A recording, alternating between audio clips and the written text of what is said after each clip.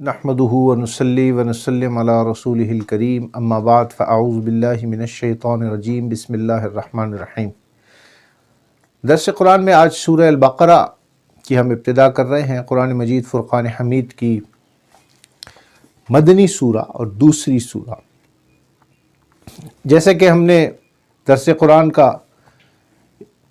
आगाज़ किया और उसमें पहली सूरह अल-फ़ातिहा के हवाले से बात हुई, तो आज सूरह अल-बक़रा को हम स्टार्ट कर रहे हैं। ये मदनी सूरा है, मदीना मुनव्वरा में नाजिल हुई और मदनी सूरा के बुनियादी मज़ामीन, जैसा कि हम जानते हैं कि कुरान मजीद फ़ुरक़ान हमीद में मक्की सूरा और मदनी सूरा दो किस्म की सूरतें हैं। तो मक्की सूरा के मज़ामीन मदनी सूरा से ज़रा मुख्तलिफ हमें नज़र आते हैं, क्योंकि मदीना मुनव्वरा में मुसलमानों ने हिजरत की और हुज़ूर अकरम सल्लल्लाहु ताला अलैहि व आलिहि वसल्लम ने 13 साल मक्का मुअज़्ज़मा में जिन सऊबतों को, जिन डिफ़िकल्टीज़ को, परसिक्यूशंस को सहाबा किराम ने बर्दाश्त फरमाया और 13 साल के बाद ये हुक्म हुआ कि वो हिजरत फरमाकर मदीना मुनव्वरा तशरीफ़ ले आएँ। अब मदीना मुनव्वरा में हिजरत फरमाने के बाद मुसलमानों को नए माशरे में, एक तो नए माशरे की तश्कील थी, फिर यहाँ पे यहूदियों से मामलात थे और उनको भी कन्फ्रंट करना था, फिर जिहाद के मसाइल थे, फिर एक नई रियासत का क़याम था और एक कॉन्स्टिट्यूशन तश्कील दिया जाना था for the rest of the world. पूरी दुनिया के लिए अबदुल अबाद तक एक इस्लामी रियासत का क़याम अमल में आना था। जिहाद के मसाइल थे, जिहाद यहाँ फ़र्ज़ हुआ, ज़कात यहाँ पे फ़र्ज़ हुई।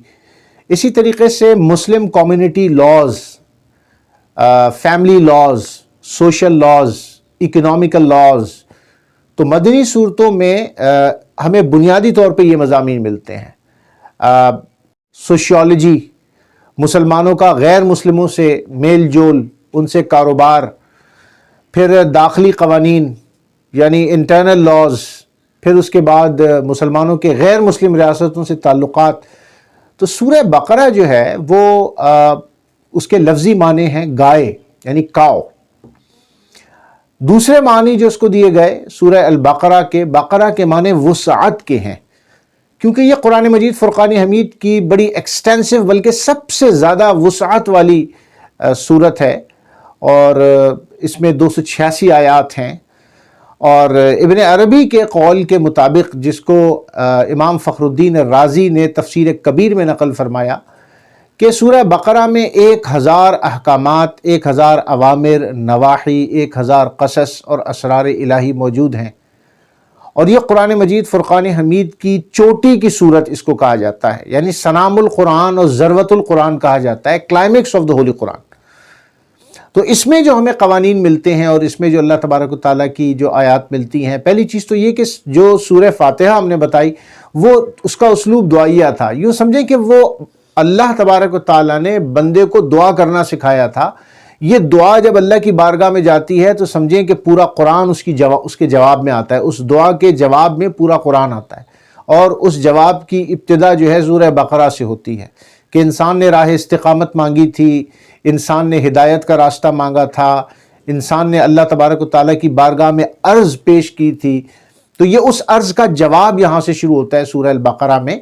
और सूरह बक़रा में चूँकि एक गाय का भी ज़िक्र है और एक क़िस्सा गाय का भी आया कि बनी इसराइल के एक शख्स का, मालदार शख्स का कत्ल हो गया था और उसका इल्ज़ाम किसी दूसरे कबीले वालों पर आ गया था। तो हज़रत मूसा अलैहिस्सलाम की बारगाह में जब वो कबीला पहुँचा जिसके ऊपर इल्ज़ाम आया था, तो हज़रत मूसा अलैहिस्सलाम को अल्लाह तबारक व तआला ने वही नाजिल फरमाकर तो ये तौरात में ये अहकामात दिए कि जिनके ऊपर इल्ज़ाम आया है वो एक गाय को ज़िबा करें और गाय को ज़िबा करने के बाद जो मकतूल शख्स है, गाय का गोश्त का टुकड़ा एक बोटी लेके उस मकतूल शख्स की बॉडी के ऊपर टच करें तो अल्लाह तबारक व तआला के हुक्म से अल्लाह उसकी रूह उसमें लौटा देगा और वो उठकर अपने कातिल का नाम बताएगा। तो यूँ इस गाय के ज़िबा करने का ज़िक्र आया, इस वजह से भी इसको अल-बक़रा यानी द काव, गाय कहा जाता है। और इल्मी हवाले से अगर आप देखें तो इसमें वुसअत है, इसमें बेशुमार तालीमात हैं, इसमें असरार इलाही है, इसमें अवामिर हैं, इसमें नवाही हैं, इसमें क़सस हैं। لہٰذا اس حوالے سے سورہ بقرہ کا یہ میں نے آپ کو ذرا سا انٹروڈکشن بتا دیا۔ ابتدا ہوتی ہے اعوذ باللہ من الشیطان الرجیم، بسم اللہ الرحمن الرحیم۔ الف لام میم ذالک الکتاب لا ریب فیہ۔ الف لام میم حروف مقطعات ہیں، انڈیویجول ورڈز، فریگمنٹڈ ورڈز، اور اس کے بارے میں مفسرین اکرام ارشاد فرماتے ہیں کہ اس کے معنی اللہ اور اس کا رسول جانتا ہے، اور اس کے بتائے سے جو اہل علم ہیں، اولیاء اللہ ہیں، وہ جانتے ہیں۔ یعنی بے مقصد ان الفاظ مقطعات کا نزول نہیں ہوا۔ These fragmented words possess meanings, but only Allah and His Prophet knows the meaning of these fragmented words۔ ہوتا یہ تھا کہ عربوں کے کلام میں ایسے الفاظ استعمال کبھی نہیں ہوئے تھے، اور ان کو عاجز کرنے کے لیے اللہ تبارک و تعالیٰ نے یہ حروف مقطعات کو نازل فرمایا کہ بڑے بڑے فصحاء اور بلیغ عربی بولنے والے جو اپنے آپ کو اہل زبان کہتے تھے، and they used to proud about their eloquency of the language, so Allah revealed these fragmented words حروف مقطعات so that they might surprise، کہ وہ حیران ہو جائیں اور عاجز ہو جائیں اس سے کہ یہ کسی انسان کا کلام نہیں لگتا، اور اس کے معنی وہ حضور اکرم صلی اللہ علیہ وسلم سے آ کے دریافت فرماتے کہ یہ جو الفاظ نازل ہوئے اس کی کیا معنی۔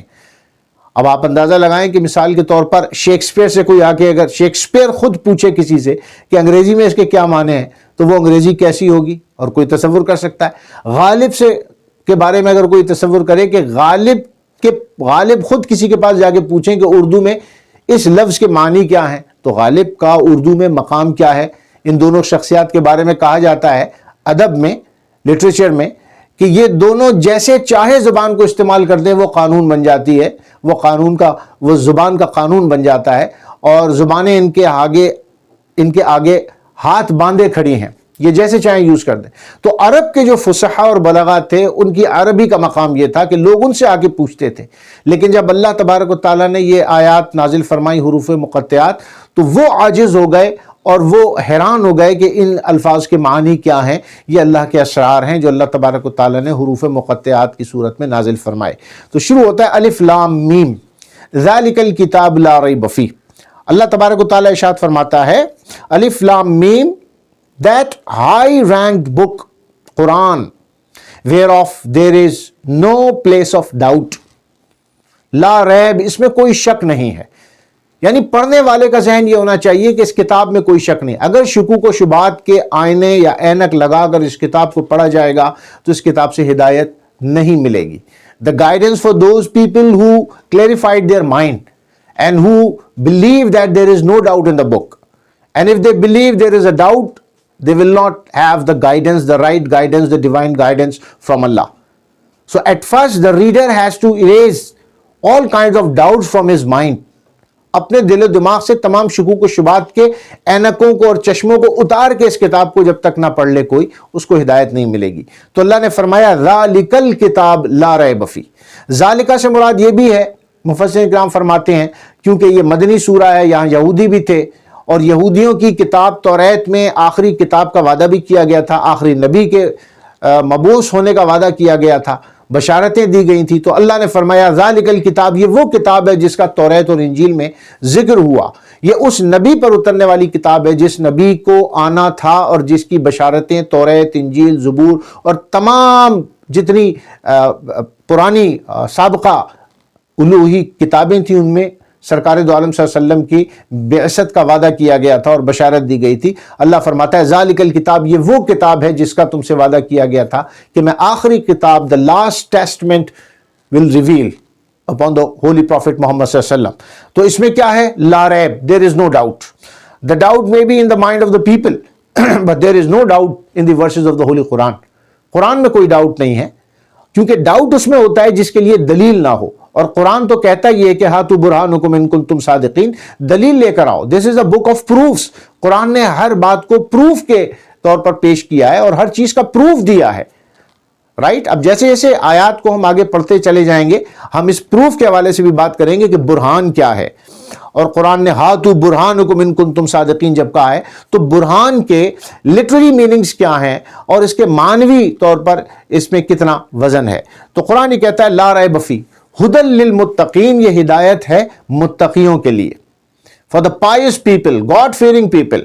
ہدایت دو قسم کی قرآن مجید فرقان حمید بیان فرماتا ہے. ایک ہدایت ہدایت عامہ ہے، دوسری ہدایت ہدایت خاصہ ہے. کہ ہدایت عامہ وہ ہے کہ ہدی للناس، قرآن مجید پوری انسانیت کے لیے ہدایت ہے. اور دوسری ہدایت یہ کہ قرآن مجید فرقان حمید جو ہدایت خاصہ کی بات کرتا ہے وہ یہ کہ ہدی للمتقین، کہ قرآن مجید فرقان حمید متقیوں کے لیے ہدایت ہے. قرآن مجید فرقان حمید ان کے لیے ہدایت ہے جو خوف خدا رکھتے ہیں، جو گناہوں سے بچتے ہیں. ہدی للمتقین، تقوی والے.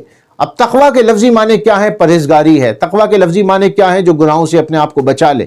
تقوی کے لفظی معنی جو خوف خدا رکھنے والا ہے. لیکن لفظی طور پر اگر آپ تقوی کا ورڈ سمجھیں، if you want to try to understand the meaning of تقوی، صرف اس تا قاف واو کے اوپر کھڑا زبر چھوٹی ہے، اس کے آگے سے آپ تا ہٹا دیں، کیا رہ گیا؟ قوا.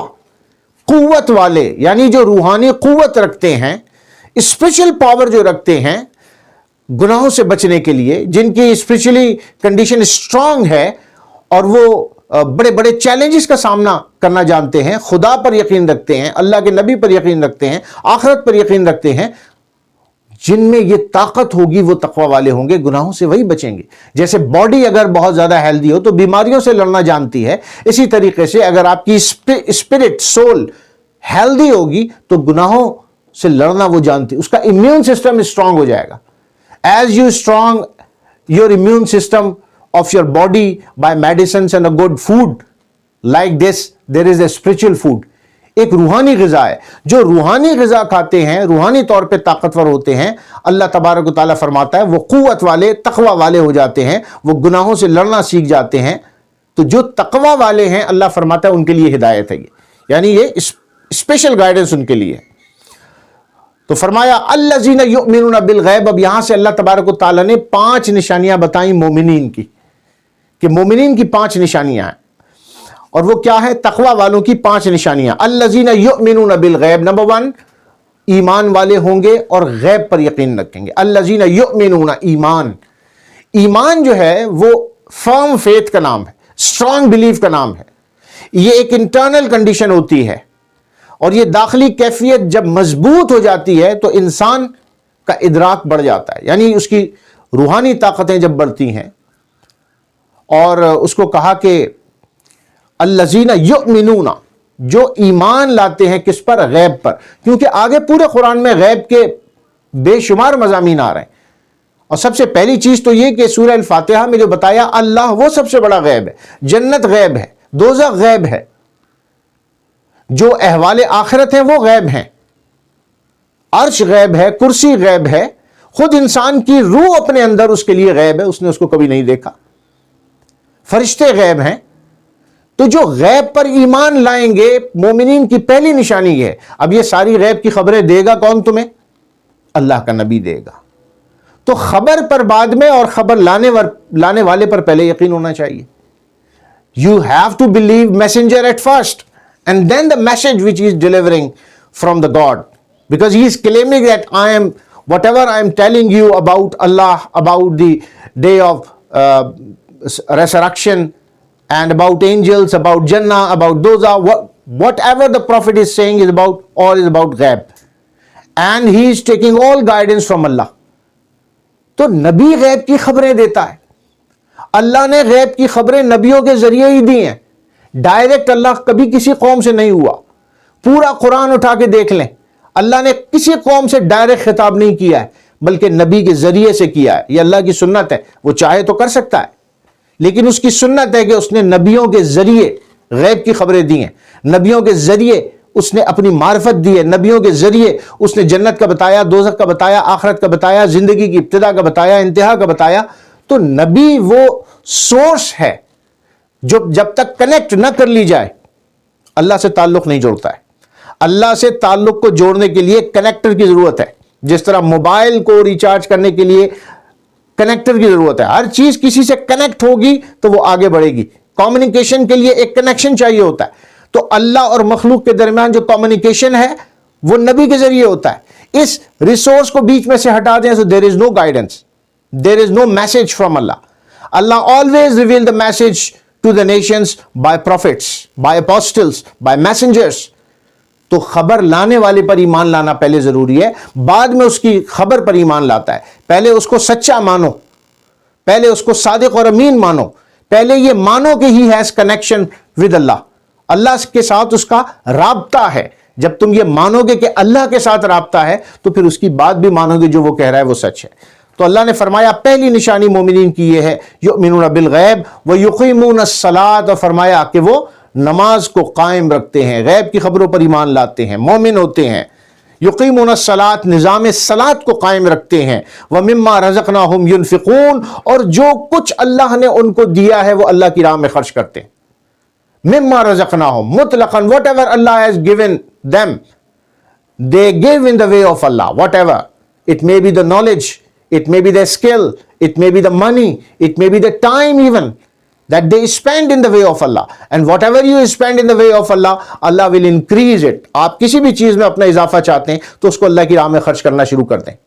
اپنے فن میں اضافہ چاہتے ہیں، اپنے مال میں اضافہ چاہتے ہیں، زندگی میں برکت چاہتے ہیں، اس کو اللہ کی راہ میں خرچ کرنا شروع کر دیں، اللہ will increase it. یہ رسپونڈ کرے گی، یہ واپس آئے گی اور بڑھ کر واپس آئے گی، کیونکہ you are spending and investing in the divine bank, and the divine bank will give it back you with full of increments. So Allah said that the quality of the mu'minin is that whatever Allah given them, they just spend in the way of Allah. وَالَّذِينَ يُؤْمِنُونَ بِمَا أُنزِلَ إِلَيْكَ وَمَا أُنزِلَ مِن قَبْلِكَ وَبِالْآخِرَةِ هُمْ يُوقِنُونَ. Whatever Allah has revealed upon you, O Prophet, جو ہم نے آپ پر نازل کیا، مومن وہ ہے جو آپ پر، انزل الیک، whatever is being revealed upon you, the Prophet Muhammad صلی اللہ علیہ وسلم, the مومنین will believe it, they will have firm belief، یعنی قرآن جو آپ پر نازل ہو رہا ہے اس پر ایمان ہوگا۔ وَمِن قَبْلِكَ، اور جو آپ سے پہلے کتابیں نازل ہوئیں اس پر بھی ایمان ہوگا کہ وہ اللہ کی طرف سے ہوئیں۔ Yes, they have been altered. Old Testament, New Testament, Psalms of David, whatever the books were available and are available in this current world, they have been altered by the people. But Allah revealed Angel, Allah revealed Injil, Torah, right? Zabur. So they believe that whatever is being revealed upon you, Quran per believe ہوگا، what had been revealed before you، اور جو آپ سے پہلے نازل ہو چکا تھا اس پر ایمان رکھیں گے۔